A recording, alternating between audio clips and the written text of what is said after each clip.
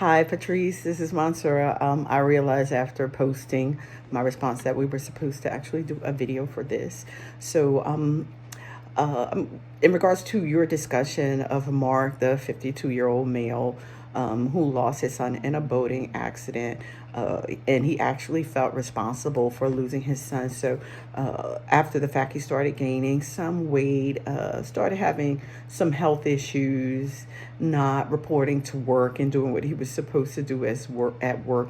So then that's where we come in with the dysfunctional grief, because the loss of his son that he ultimately felt responsible for started to have a domino effect on other things that were occurring in his life. So in your response, you discussed he neglected his personal hygiene and some other things that were occurring in his life as a result of the loss of his son. So in my response to you, I pointed out that I kind of felt that it was McCall's textbook response for lingering spiritual distress or despair.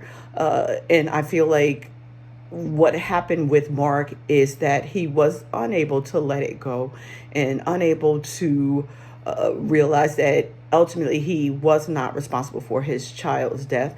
And he also lost faith in God to the point where he disowned God and he felt God was responsible for the loss of his son. And so I feel a lot of people, when things occur in their lives, they choose to disown God and they blame God for a lot of things that take place, whereas God is the provider. God will not put more on us than we can bear. So in most situations, people are not praying, or they're not going to God and asking God to increase their level of faith. Actually, in my response, I actually quoted Proverbs 13:3, the New Living Translation, which says, people ruin their lives by their own foolishness and then are angry at the Lord.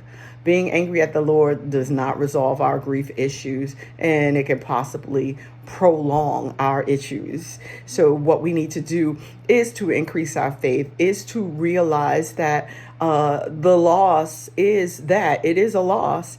And we have to be willing to pray and to be move on and to take it as a learning experience. And if we do not learn how to handle loss, it can become, as McCall said, it can become ongoing, where it can become what some people call a generational curse, where people are struggling and they're losing faith in God because the one generation family member lost faith in God because something happened in their lives, and they're kind of passing it down onto other family members. So what we need to do is to maintain our faith in God and realize that everything that He does is intentional and is a learning experience. Thank you.